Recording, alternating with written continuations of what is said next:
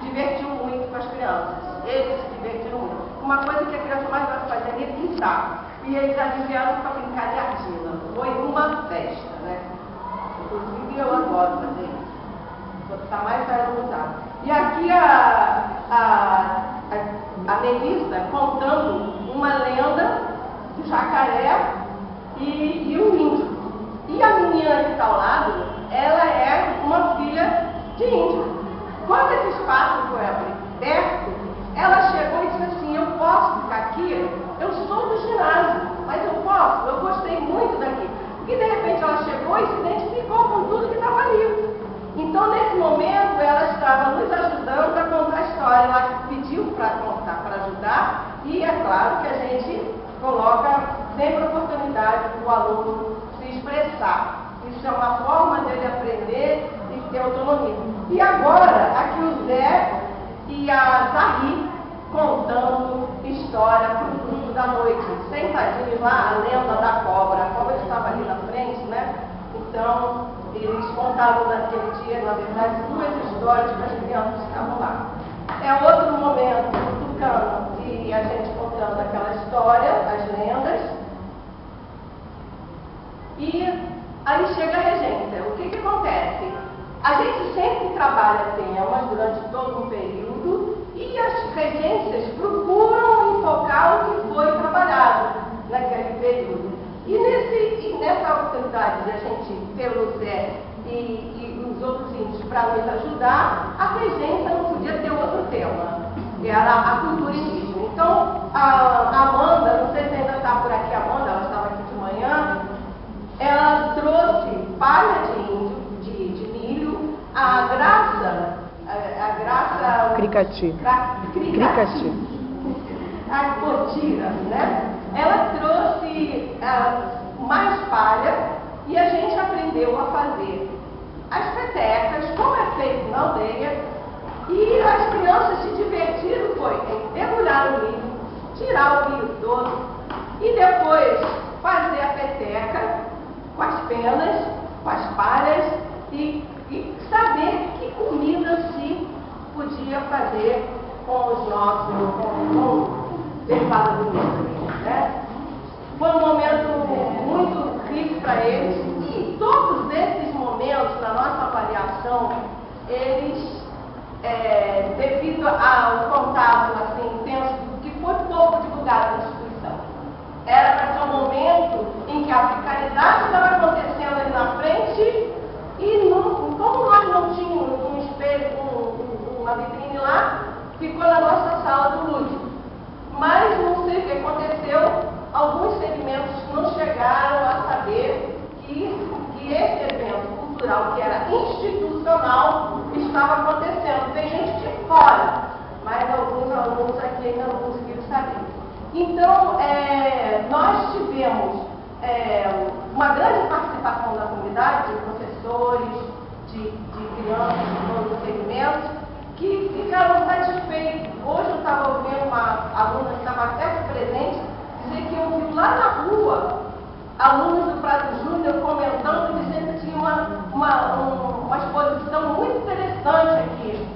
Quer dizer, eles convidaram os outros vieram. Eu nem fiquei percebendo que a coisa tivesse essa dimensão, porque a gente tem tanta coisa para fazer que não percebe. Só nas filmagens, depois que a gente vai identificar, eu não conheço esse, não conheço aquele, não é da instituição.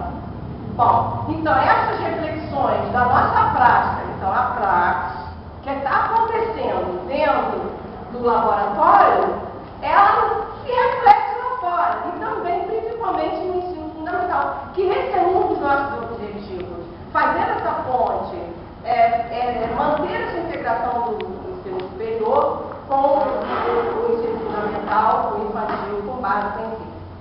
E aí, a gente viu isso acontecer, principalmente quando acontece assim, a gente desenvolve o trabalho e no dia seguinte vem alguém que diz: repete, vai lá no fundamental, mostrar pra gente como é que se faz isso, que eu gostei muito. E aí, sobre isso, o Zé pode falar, que ele que foi lá replicar algumas coisas que a gente tinha feito aqui. Zé pode falar um pouquinho? Então levanta, velhinha. Lamenta agora. Só falta ele falar disso. Deve ter feito lá. Ainda tem 3, assim, Catua. Eles não vieram. É o Lau, o número do Lau, que é a Ferramenta para atrasar, a educação comunitária. Importante desse laboratório é que, a partir dali, eu já fazia esse trabalho na escola, interessante, muito também da educação infantil. Trabalhei no SESC, fazendo uma oficina também, na escola pública. Mas em Niterói, tem alunos aqui já do curso de livro, do curso de livraria, que me chamaram, além de mim, outros filhos também, Pataxó, Júnior, mas eu, em especial, elas queriam ouvir as histórias do povo guarejado. E eu vou contar, me pareceu uma das fotos aqui, que foi pedido a história, além de como se apresentar, mas é muito importante. Essa história eu já tive depois lido, muito antes, no Museu das Ribeiras. E eles contam uma história que a gente percebeu, pesquisou, um grupo lá no Maranhão, bem próximo nosso, que são os Capopé. Antes, na época, eles eram chamados de Capó. Mas os Capó, apesar de ser troncos de guarani, a região deles não é uma região bem mais do cerrado. Nós somos região amazônica, tem grandes ricos lagos. E esses grandes ricos lagos, nós tememos muito sempre rara, que é o medo da Moisuru. Moisuru é a grande cobra. Os americanos fizeram aquilo chamado de anaconda. E os brasileiros chamam de sucuri. Os barracordenses e cidade próxima, os cururus, que é a grande cobra. Moisuru é muito temido para ser enterrado. Em qualquer outra etnia, canela, caracói, os cricatinhos, entendeu?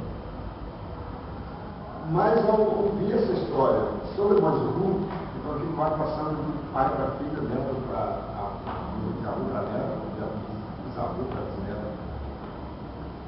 Nunca se salva um animal do abraço da Moisuru, que é a grande cobra. Cobra, é grande, aumentativo. E Moisuru para grande sucuri. Então você podia sair com um grupo de enterrada para pescar. Mas continha um certo Raeli, do Rio, e do Jão, que geralmente no Rio, que é o Rio Grande e Rio Mearim, de água muito clara, vem porta de água transparente do Rio Negro, bem claro. O Rio Mearim só nos dias bem quentes do que água quase transparente lá no Rio. Saiu pelo Rio Mearim em 3 canoas, aproximadamente 10 guerreiros. Mas naquele meio de guerreiro, na última canoa, tinha um Raeli. O Raeli era criança. E o Raeli foi na última canoa. E ali naquele espaço, naquele local, tinha descido do alto, digamos, o monstro estava mais acima do sistema que ela pescava, ela tinha descido de uma enchente que tinha acontecido na decisão. Então o Moisés esperou as canoas passarem e atacou exatamente a última canoa.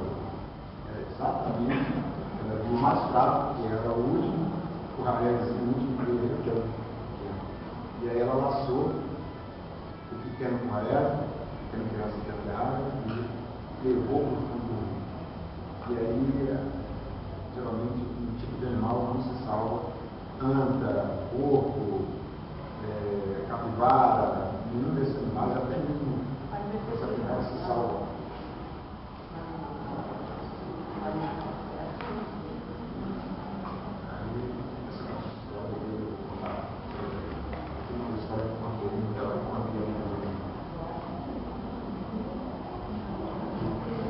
E aí, todos os guerreiros mergulharam atrás, botaram uma faca no dente e mergulharam. E aí, sentaram, realmente tem um foro muito grande, ficaram vários minutos embaixo d'água e a cobra se torcendo lá embaixo, cheia de lama. E aí, desistiram de procurar embaixo d'água quando viram quando vieram a prova.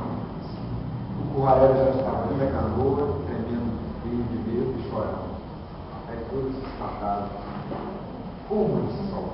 Ele nunca se salvou. Um grande abraço para o pai do mundo. Aí pegaram ele e disseram, como você se salvou? Só ficou procurando lá. Chegaram até tirar a cobra, não conseguiram a cobra. Aí ele ficou e falou que lembrou das únicas vezes que o bisavô contava e avô. A única forma de se salvar após o burro é localizar o olho dela e enfiar o dedo bem no olho dela, a única forma. E a Bíblia fez isso, não foi eu. Consegui soltar o olho. A única forma é essa. Tinha uma só, que era acertar o olho dela com o dedo. Então você foi lá, contou a história e fez ainda algumas atividades daquela clínica que você contou e as pessoas ficaram satisfeitas. Porque isso é que importa, né? A partir daí saíram, aí tudo eu vi conhecer a revista a PAI, Educação, nova escola. E daí, a partir daí, passaram a sair muitas reportagens sobre a questão atual, né? A questão dos indígenas em sala de aula. Não alguns professores que aprenderam um pouco sobre os indígenas e ensinaram, mas os indígenas. Os professores passaram a chamar nós indígenas para falar daquilo que a gente conhecia. Não na verdade como folclore, lenda, mas no nosso caso é a história com H mesmo, não é a história com E, a história com H, porque são coisas vivenciadas vividas por nós mesmos. Então, já a reportagem saiu da revista Rapaz, saiu da revista Nova Escola, saiu da Nova Educação infantil também, né? Mas daí isso aí uma reportagem em sala de aula, mostrando a sala de aula. Ok, valeu.